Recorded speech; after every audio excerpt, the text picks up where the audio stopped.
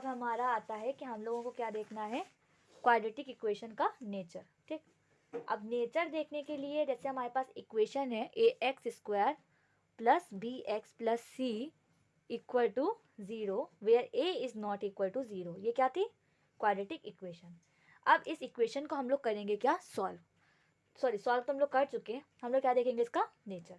हम लोगों ने श्रीधराचार्य फॉर्मूला भी देखा था, क्या देखा था कि x इक्वल टू क्या था, माइनस का b plus minus √b² minus का 4ac अपॉन का 2 है, जहाँ पे a b c हमारे कोई रियल नंबर से बिलोंग कर रहे थे। ठीक, उसके बाद हमें क्या देखना है, उसके बाद हमें क्या देखना है, क्या करना है, मतलब अब ये जो चीज़ है ना, जो हमने भी बताई, क्या बताई, इसके अंदर का जो टर्म है, क्या टर्म है, b² माइनस 4ac, इसको क्या बोलते हैं हम लोग, डिस्क्रिमिनेंट। ठीक है, तो जो हमारे रूट्स का नेचर है कि वो डिस्टिंक्ट रूट है, इक्वल रूट है या फिर रियल रूट ही नहीं है, तो वो डिपेंड करता है इस पार्ट के ऊपर। ये पार्ट जो आएगा उसी के बेसिस पे इक्वल टू आ रहा है, 0 के बराबर आ रहा है या फिर ग्रेटर देन है या लेस देन है, इस बात पर ये डिपेंड करता है। तो d इज इक्वल टू क्या हो जाएगा, b² माइनस का 4ac इक्वल टू 0 नहीं, ये हमने सिर्फ इसका नाम दिया, देखो इज इक्वल टू 0 करोगे तो वो इक्वेशन बनेगी, ये इस वेरिएबल का नाम है d क्या है, डिस्क्रिमिनेंट। अब हमारे पास इसके अंदर 3 केसेस बनते हैं।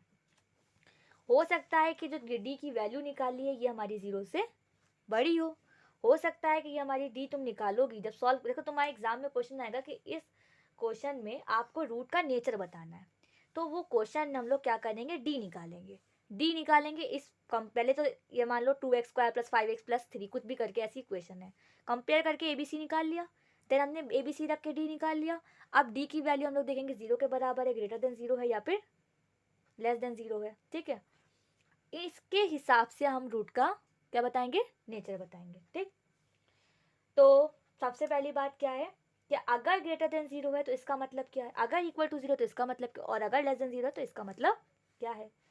तो अगर d इज ग्रेटर देन 0 तो इसका मतलब है कि हमारे जो रूट्स आएंगे वो 2 डिस्टिंक्ट रियल रूट आएंगे। डिस्टिंक्ट मतलब है डिफरेंट, रियल रूट तो पता ही, एक देखो अभी कोर्स में क्योंकि क्लास 10 के सिलेबस में कॉम्प्लेक्स पार्ट नहीं होता है, जब 11th में जाओगी तो तुम्हें कॉम्प्लेक्स नंबर पढ़ाया जाएगा, एंड जब और आगे मैथ्स पढ़ोगी तो तुम्हें कॉम्प्लेक्स रूट्स भी पता लगेगा। जैसे अब हम जो मतलब हम लोग जो पढ़ रहे हैं बड़े क्लासेस में जब बच्चे जाएंगे तो उनको पता लगेगा कि रूट्स जो होते हैं वो कॉम्प्लेक्स भी हो सकते हैं, ज़रूरी नहीं है कि रूट्स रियल ही हो, रूट्स कॉम्प्लेक्स भी हो सकते हैं, बट क्योंकि सिलेबस में हमारे कॉम्प्लेक्स पार्ट अभी नहीं है, कॉम्प्लेक्स होता क्या ये भी नहीं मालूम, तो वो हम यहाँ पे इंट्रोड्यूस नहीं कराएंगे, हम सिर्फ अभी क्या बताएंगे, रियल के बारे में, क्योंकि एग्जाम के पॉइंट ऑफ व्यू से 10th क्लास के सिलेबस में कॉम्प्लेक्स रूट है ही नहीं। ठीक, तो इस वजह से तो अब यहाँ पे अगर d की वैल्यू 0 से बड़ी है मतलब पॉजिटिव वैल्यू आती है तो वो होते हैं 2 डिस्टिंक्ट रूट।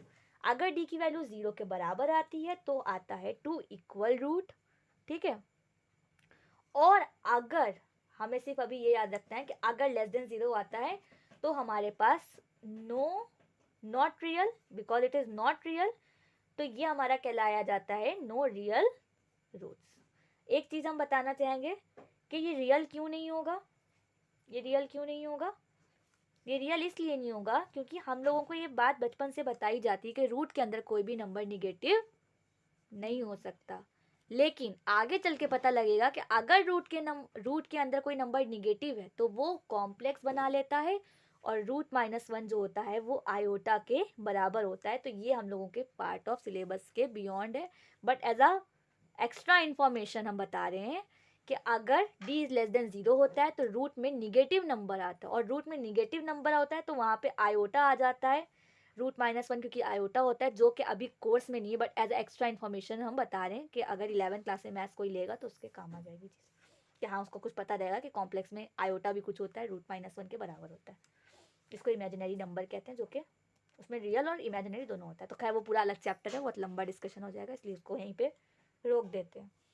अब इसमें रूट्स जो मिलेंगे, इसमें क्या मिलेंगे, जब d is greater than root है, जो श्रीधराचार्य का फॉर्मूला है वही मिलेगा, क्या मिलेगा, -b plus minus √b² minus 4ac/2 है। अभी हम लोगों ने जो सॉल्व किए थे क्वेश्चन उसमें ये d इज ग्रेटर देन 0 था, दैट्स वाई हमें ये रूट्स लगा पाए और ये सॉल्व हुआ।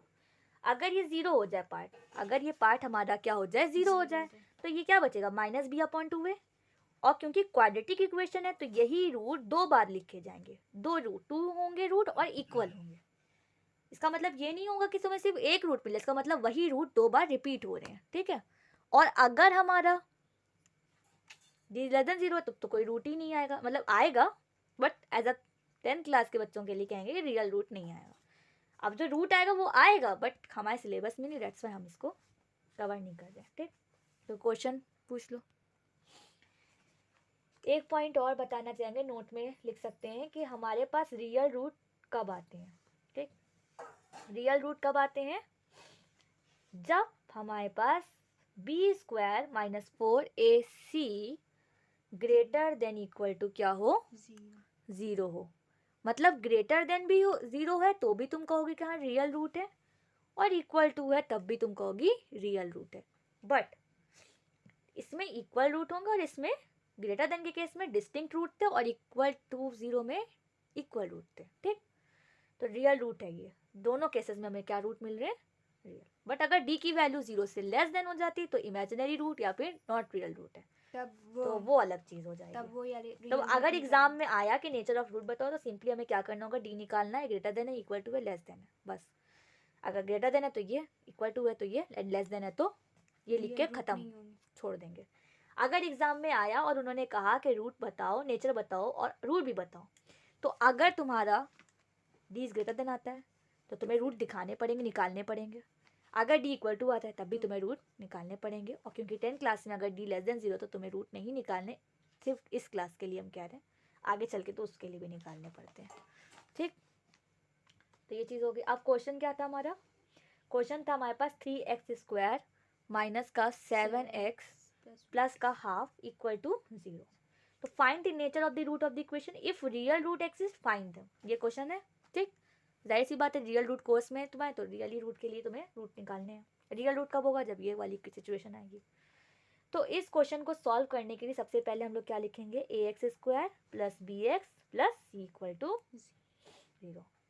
अभी ये लिख के रख लो, ये लिख के रख लो। अभी हम इसको और सिंप्लीफाई करेंगे, फ्रैक्शन में नहीं रखना है हमको, हम इसको सिंप्लीफाई करेंगे। 2 एलसीएम ले सकते हैं, यहाँ पे 1 होगा, यहाँ पे भी 1 होगा, 1 1 2 का एलसीएम 2, तो ये हो जाएगा 2 3x² minus 7x plus 1 equal to 0। Sorry 2 3 ज़ा 6 एंड 2 7 ज़ा 14, ठीक। ये होगा, क्योंकि यहाँ पे अपॉन टू होता तब ये एज इट इज लिख देते, बट यहाँ पे क्योंकि सिर्फ इसके नीचे 2 है तो यहाँ पे 6x² minus 14x plus 1 upon 2 is equal to 0, ठीक। अब हम लोग अपने क्वेश्चन को सॉल्व करेंगे, अब कंपेयर करेंगे। अभी रुको, ये 2 उधर चला गया तो इक्वेशन क्या बनेगी? 6x² minus 14x plus 1 equal to 0। Equation एक ये थी और एक ये थी, इन दोनों को कंपेयर करेंगे तो a की वैल्यू 6, b की वैल्यू माइनस का 14 एंड c की वैल्यू 1 इक्वल टू 0 नहीं, सॉरी, a की वैल्यू दिस, b की वैल्यू दिस एंड c की वैल्यू दिस। बंद हो जाएगी वीडियो। नेक्स्ट है a की वैल्यू आ गई, b की वैल्यू आ गई एंड हमारी c की भी वैल्यू आ गई। अब क्या करेंगे? अब हम लोग डिस्क्रिमिनेंट निकालेंगे, नेचर पूछा है ना क्वेश्चन में। तो b² माइनस का 4ac, b क्या है? -14 का होल स्क्वायर माइनस का 4 इंटू 6 इंटू 1, तो 14 का स्क्वायर क्या होता है? 196 माइनस का 4 6 ज़ा 24। सॉल्व करोगी तो क्या आएगा? 172। अब क्या बताओ, d ग्रेटर देन 0 है कि नहीं है? है। पॉजिटिव नंबर है तो इसका मतलब तुम्हें रूट निकालने पड़ेंगे। फॉर्मूला क्या है? ये वाला श्रीधराचार्य फॉर्मूला है, ठीक है। ये फॉर्मूला, इस फॉर्मूले में b की वैल्यू रखना है, a की वैल्यू रखना है, c की वैल्यू रखना है, सॉल्व करना है and we find it. x equal to क्या है? Minus b plus minus under root b² minus का 4ac अपॉन 2 है। ये हमारा क्या था? फॉर्मूला। माइनस b की वैल्यू क्या आई है हमारी? -14 प्लस माइनस अंडर रूट -14 का होल स्क्वायर -4 इंटू a क्या है? 6 और c क्या है? 1 अपॉन 2 इंटू 6। अब सॉल्व कर सकते हैं, माइनस माइनस प्लस 14, ठीक। देन क्या करेंगे हम लोग? Plus minus under root 196 minus 24 upon 12।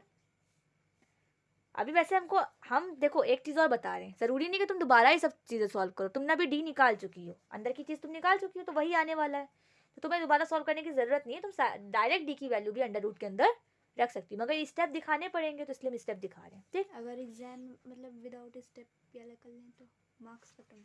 हाँ मार्क्स कम हो जाते हैं, इसलिए स्टेप्स दिखा देना, MCQ में आता है तो डायरेक्ट कर देना। 14 plus minus root 172 upon 12। Now क्या करेंगे, x equal to 14 plus minus 2 root 43 upon 12। अब ये 2 रूट 43 कैसे आया, दिमाग में क्वेश्चन आएगा ना, तो हम लोग क्या करेंगे, 172 था, 2 8 जा 16, 2 6 जा 12, 2 4 जा 8, 2 3 जा 6, तो 2 हमारा 2 स्क्वायर, तो एक 2 बाहर चला गया, और 43 तो निकल नहीं पाएगा, वो तो रूट के अंदर फंस के रह जाएगा, तो 14 प्लस माइनस 2 रूट 43 अपॉन 12। अब इसमें से हम 2 कॉमन ले सकते हैं, क्यों, 2 into 7 plus minus 2 root 43 upon 12, 2 common ले लो, 2 7 प्लस माइनस रूट 43 अपॉन 12, 2 से 12 कैंसिल, 2 6 जा 12, 7 प्लस एक बार प्लस के साथ 7 plus root 43 upon 6 comma 7 minus root 43 upon 6। तो ज़रूरी नहीं तुम इसको सॉल्व यहाँ तक कर दोगी, सॉल्व क्वेश्चन को यहीं पे छोड़ दोगी, चलेगा, बट अगर एग्जाम में उन्होंने बोल दिया है कि तुम्हें 2 डेसिमल प्लेसेस पे रूट लाना है तो तुम्हें रूट को सॉल्व करना पड़ेगा, उस रूट को सॉल्व करने के बाद एक बार 7 से प्लस करके डिवाइड करोगी, डेसिमल डिवाइड भी पूरा करना पड़ेगा। अगर नहीं बोला तो यहाँ तक के छोड़ सकती हो, और अगर बोला है तो तुम्हें डेसिमल में 2 प्लेसेस या 3 प्लेसेस जो भी बोला है वो निकालना पड़ेगा।